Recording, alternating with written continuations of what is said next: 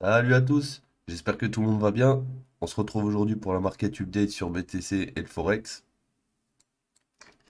Donc hier on s'était quitté dans le range là ici, donc on va remettre les values histoire qu'on voit à peu près où est-ce qu'on est.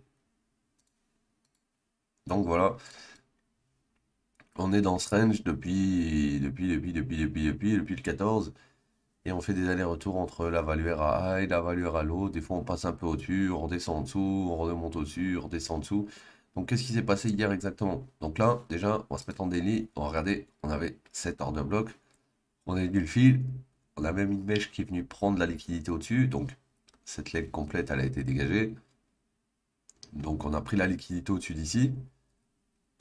Quand on vient en 15 minutes, on voit que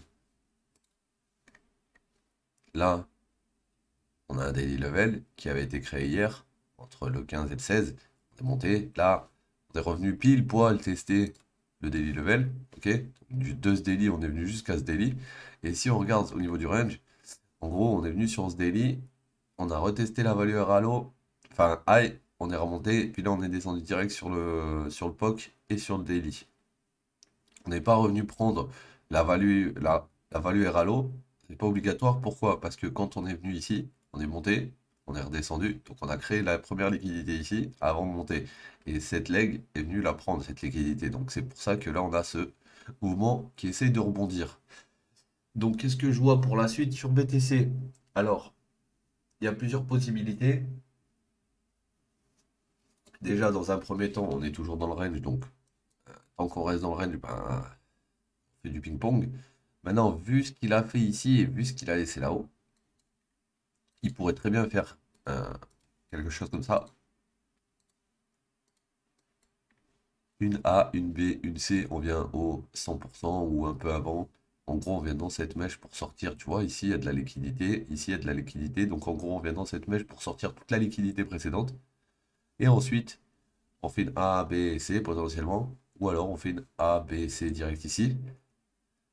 Mais vu qu'on est descendu en 3 et qu'on a rebondi comme ça, je pense qu'on a une première A en 3, on va faire une B potentiellement en 3, et ensuite redescendre pour faire la C.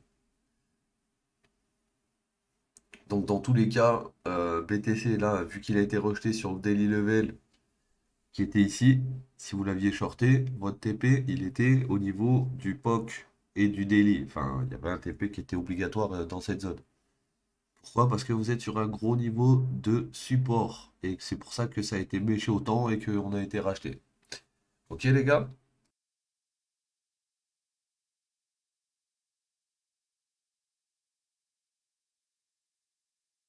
Donc, pour aujourd'hui, si on regarde en daily, le prochain daily level, il est au niveau du weekly, il est ici. Ok?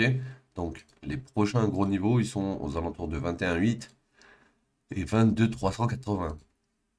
Donc, on n'y est pas encore. Ok? Quand on va ici en monthly, on voit que on a le précédent monthly qui était ici, qui nous servait de résistance. On est passé au-dessus. Il peut servir de support comme il peut servir rien du tout, vu qu'il a déjà été test. Et le vrai monthly, il est là, hein, d'accord? Ensuite, le weekly, il est là aussi. Et ensuite, les daily sont là aussi. Donc là, comme tu peux voir, au niveau de mes niveaux, on a plusieurs niveaux stackés dans cette zone et on a plusieurs niveaux stackés dans cette zone. Donc on pourrait très bien faire quelque chose comme ça, avant de potentiellement repartir comme ça. Comme on pourrait très bien bah, juste corriger un petit peu, puis monter encore un petit peu avant de redescendre comme ça. Donc il y a plusieurs possibilités. En tout cas, on est dans le range. En daily, vous voyez bien, on est à 90 de RSI, donc on est potentiellement dans la 3 de la C. D'accord? On a fait un 2 3. Nous, on crée une 4 avec une 5 avant de redescendre. Parce que je vois pas la 5 qui est comme ça, c'est pas possible. Donc là, ce que je vais regarder qu'est-ce que j'allais dire pour aujourd'hui, c'est est-ce qu'on va revenir dans le bas du range, premièrement? Est-ce qu'on revient tester la valeur à l'eau? Est-ce que le POC a servi de support et du coup, ben, là, on va s'apprêter à casser vers le haut et faire la 5, c'est possible. Donc tant qu'on est dans le range, on joue le range, on fait du ping-pong. Ça peut arriver que ben, vous mettiez un ordre ici et qu'on fasse ça, du coup, qu'on sorte, entre guillemets, tous ceux qui étaient rentrés là, là, là. Et donc, du coup, ça peut vous sortir aussi. Donc, pour rentrer le mieux possible Sur un move comme ça, il faut attendre que votre lot, là, le dernier mouvement qui monte, il se fasse dégager. Et ensuite, une fois qu'il s'est fait dégager, il faut rentrer sur le retest. Dernier mouvement qui monte, on attend qu'il se fait dégager, hop, on rentre sur le retest, par exemple. Donc ça demande un peu de patience. Ça arrivera que vous allez rentrer trop vite en FOMO et que derrière, vous allez vous manger une petite mèche qui va partir comme ça vers le haut. Mais après, c'est à vous de bien identifier si c'est, comment on appelle ça? Si c'est du fake pump ou du fake dump. Mais c'est à vous de voir ça par rapport à ce que vous connaissez en training, hein. Là, quand vous voyez une mèche comme ça, vous pouvez vous dire, ah, ça se trouve, on va breakout parce que là, on a pris support sur la value RA high avant de repartir. Le truc, c'est que quand on repart, si on casse à peine au-dessus du high sans clôture et que derrière on ravale tout, c'est pas très bon signe. Ok? Pas très bon signe. Donc pour BTC, pour le moment, on est au-dessus de la value RA high. S'il réintègre, boum, on va revenir sur le POC et la value RA low. Donc pour aujourd'hui, ça change pas. On est toujours dans ce range. Si on casse au-dessus, on a le weekly, je vous dis, à 21 820 et le daily à 22 380. Donc on verra ce qu'il fait s'il monte. En tout cas, le rejet sur le daily ici, il était clean. Le rejet sur ce daily, il était clean aussi. Donc il y avait un short entre là et là.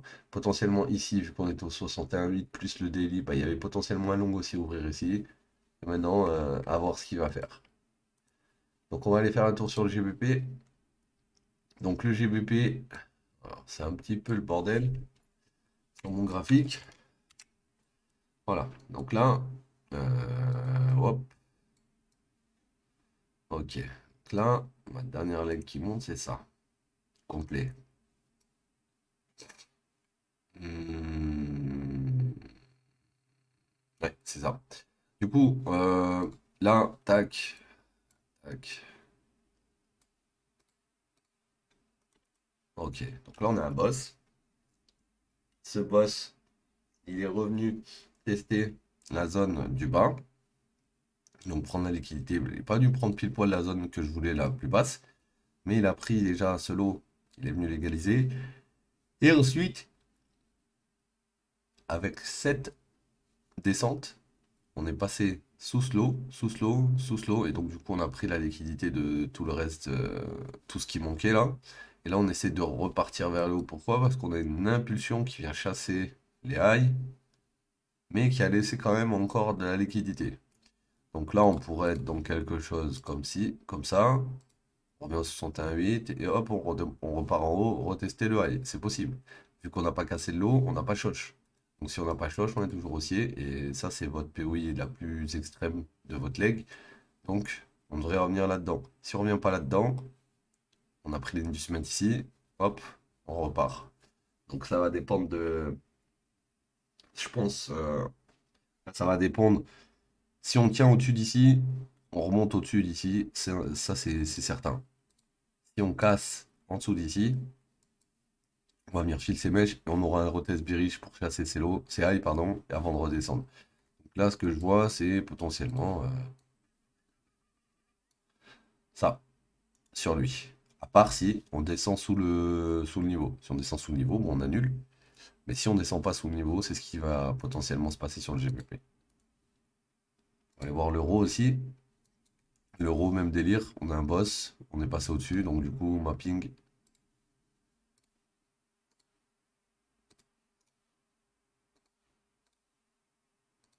Ok, maintenant qu'on a ce niveau, regarde ce qu'il y a ici. Liquidité égale. Donc pool de liquidité, juste avant une POI. Donc là, pour moi, il va descendre, lui, hein. Il va descendre, prendre cette zone. Et une fois qu'il aura pris cette zone et cette liquidité, si il casse pas sous la ligne, à ce moment-là, on aura un shosh. Ok? Donc, ce qu'on pourra avoir sur lui, c'est quelque chose comme ça. Crac, crac, crac, crac, crac, crac, crac, crac. Et là, après, on vient repartir et casser ce high si jamais ce lot tient. Donc là, bullish, un boss ici. Potentiellement, si on veut continuer à monter, il faut me boss ici. Maintenant, si on ne change pas quand on revient, automatiquement, c'est comme quand on ne change pas ici, on est revenu, hop, on vient chercher le high. Et ainsi de suite. Donc là, il faudrait qu'on revienne là-dedans, je pense.